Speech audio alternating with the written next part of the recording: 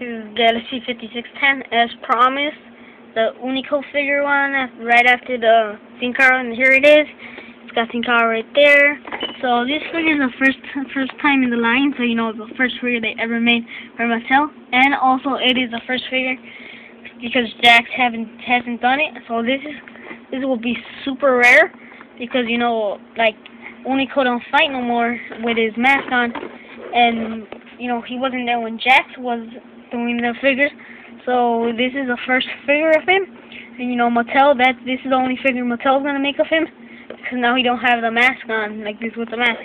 So it's Unico, you know, the M I believe represents mystical, because Unico was mystical also. You know the face you can do on M.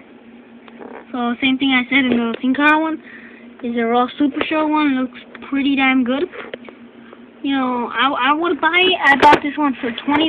So did I also buy the Sin Cara one for $20. So I wasted $40 on both of them. But you know, hope that later these will worth more and I can sell them for way more than I bought them for. So this was Galaxy 5610. This was a figure review in the box of Unico. See you next.